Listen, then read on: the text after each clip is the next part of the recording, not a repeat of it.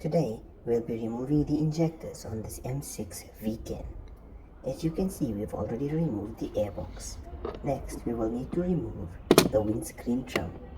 Start off by removing this little air filter cover. Next, we will pull up these plastic covers to remove them. As you can see, we've now exposed the brake booster and the braking system.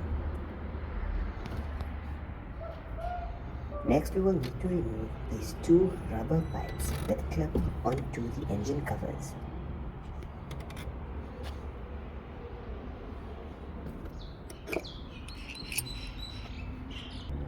These pipes can either be clipped off directly on the engine cover. It is easier and better for you to simply remove them off the cylinder head directly.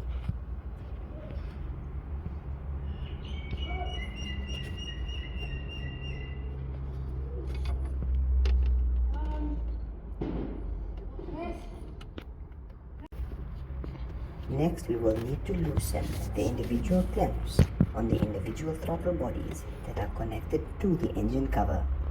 As you can see here, they are all tightened using a clamp that requires either a flathead screwdriver or a 6mm socket.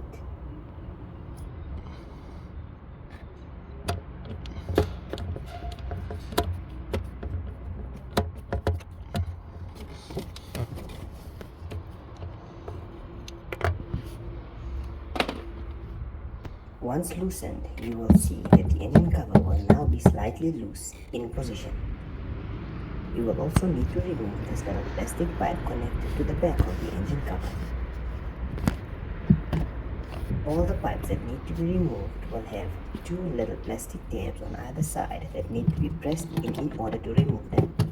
There is also one that connects right to the front of the engine cover that will need to be removed.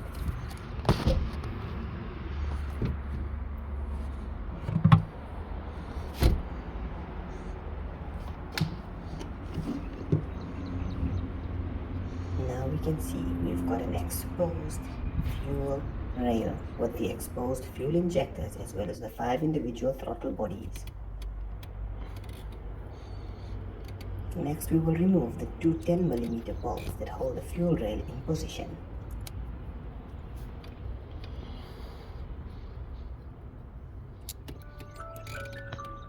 Once completely removed, simply pull up gently on the fuel rail. This will allow you to pull the fuel injectors completely free from the cylinder head of the vehicle.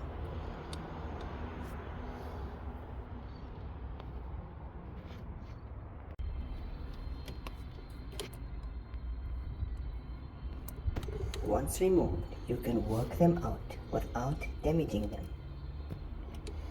Next, you will need to remove these individual clamps that hold the fuel injectors in position. Simply pull them back.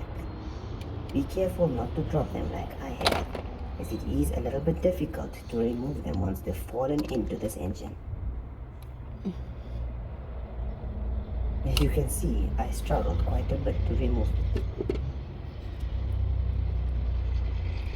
Once the clamp has been removed, the fuel injector will be loose and can simply be pulled out. Be careful not to injure the fuel injector in any way. Simply wiggle it back and forth, front and back.